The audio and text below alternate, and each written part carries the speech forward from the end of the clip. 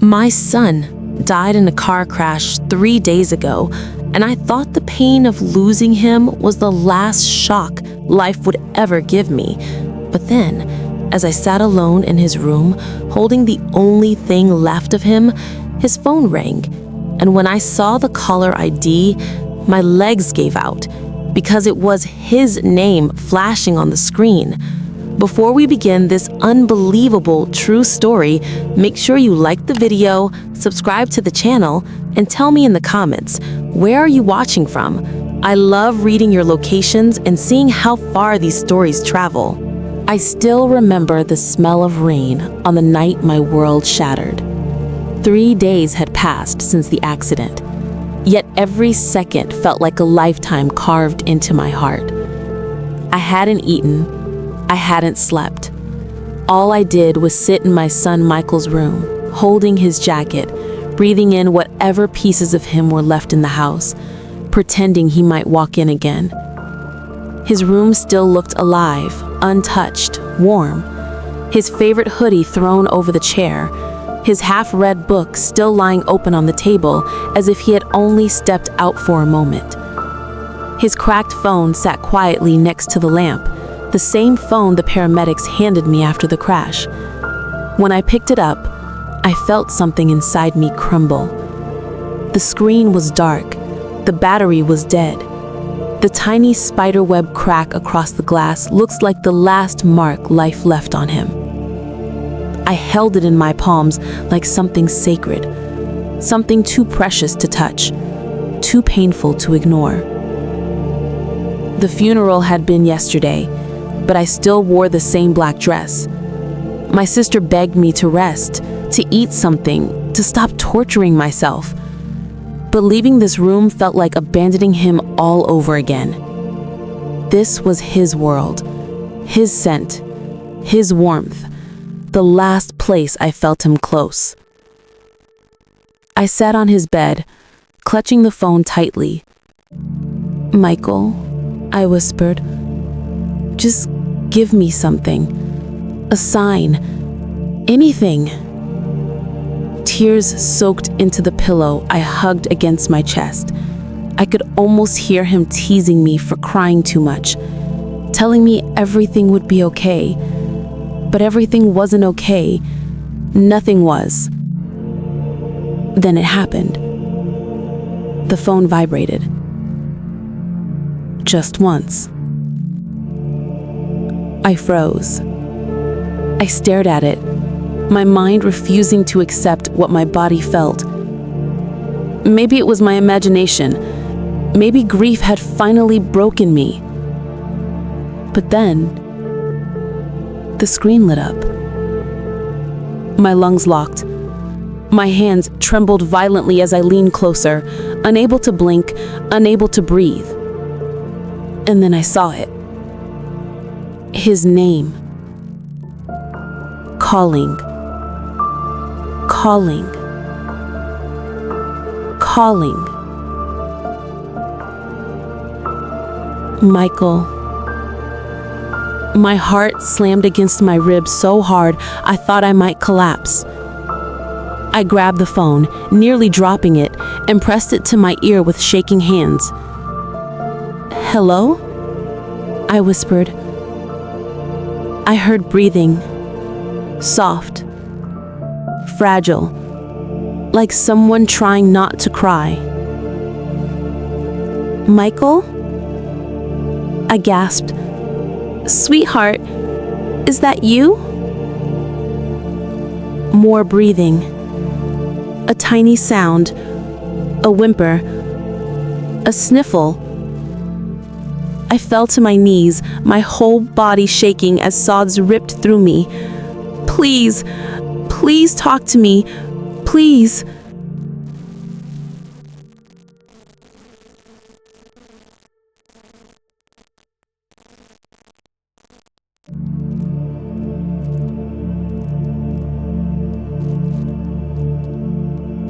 After that first call, I didn't sleep for days.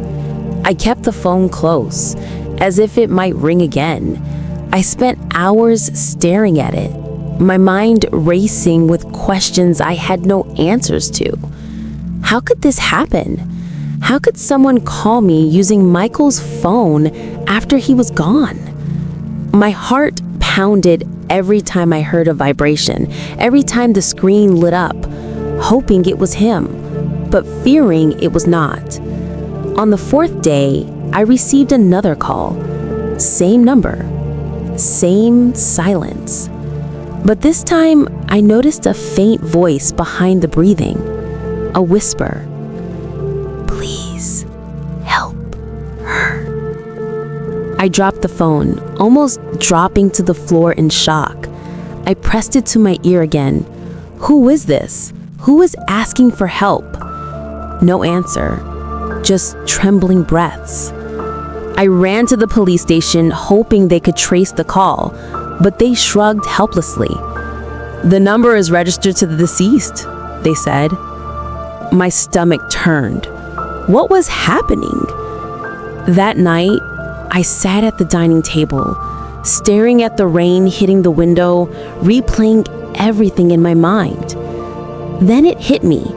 Michael had always been protective of people, always. He had told me stories of helping strangers, standing up for friends, lending money secretly. What if this call was connected to one of those moments? The thought both terrified and compelled me. I had to find out. I called the last person Michael had been helping, a friend named Daniel.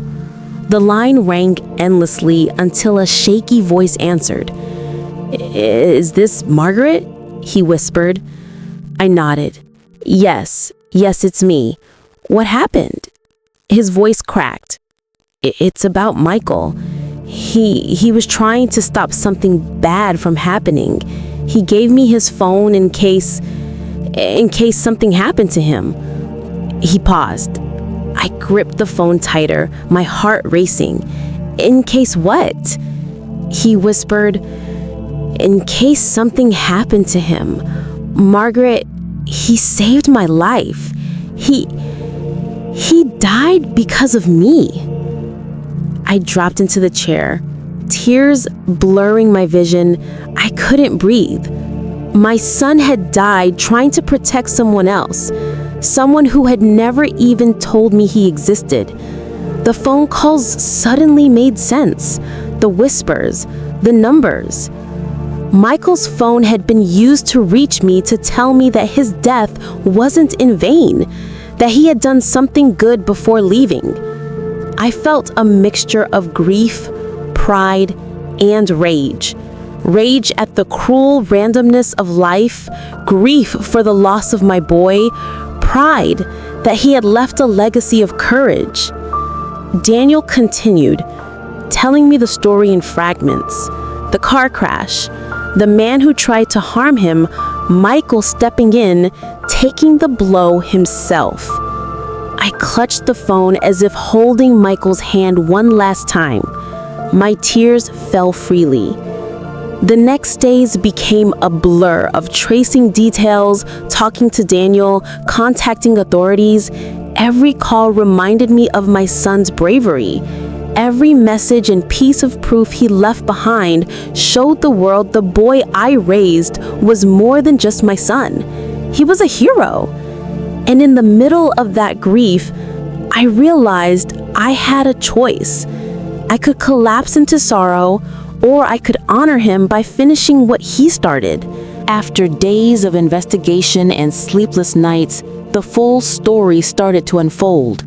Michael had known something dangerous was happening, something that could hurt not just Daniel, but several other innocent people.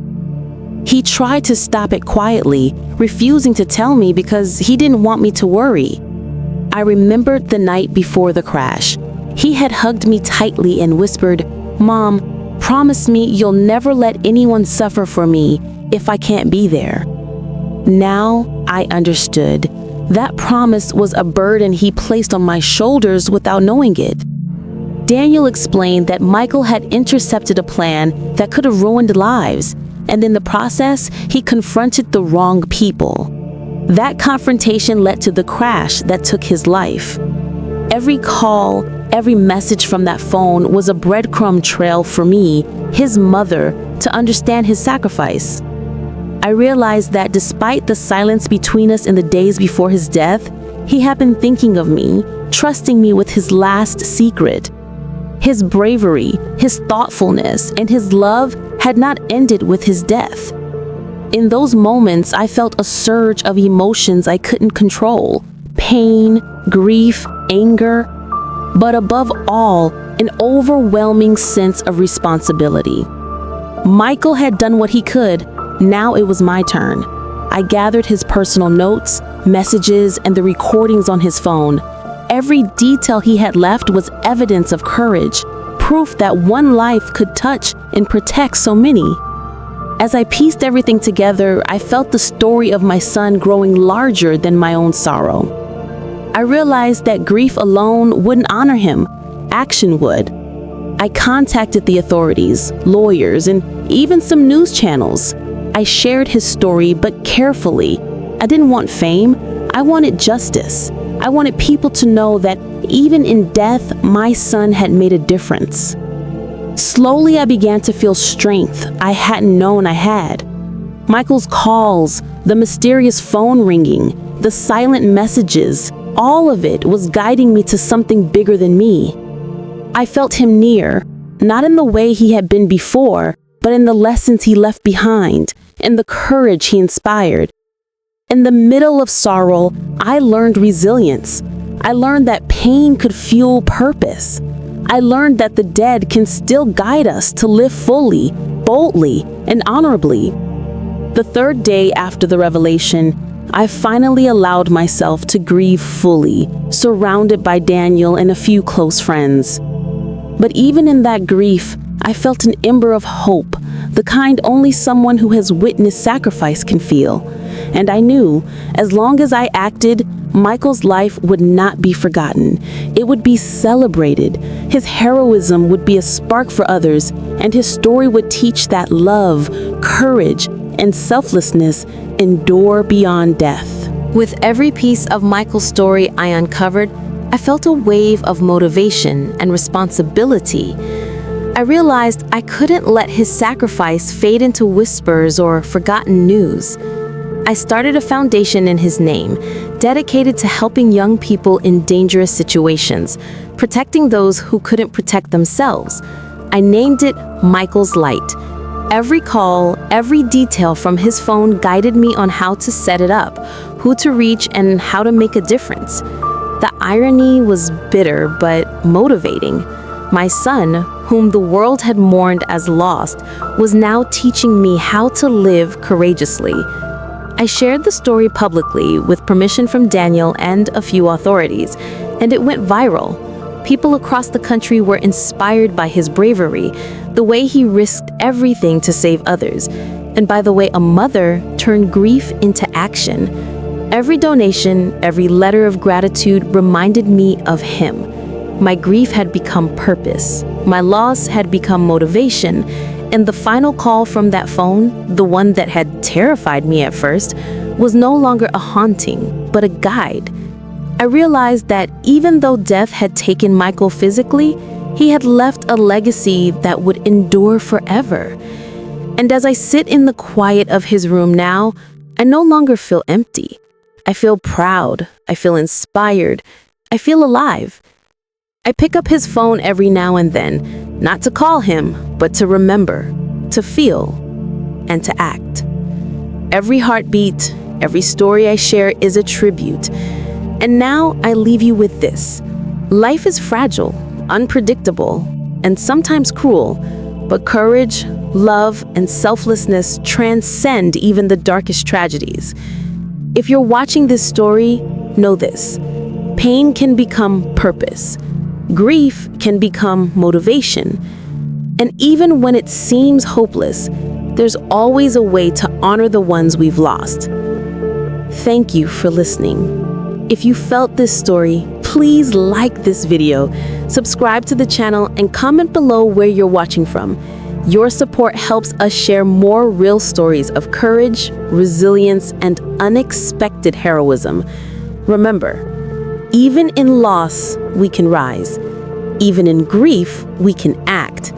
And sometimes, the last call we receive can change everything.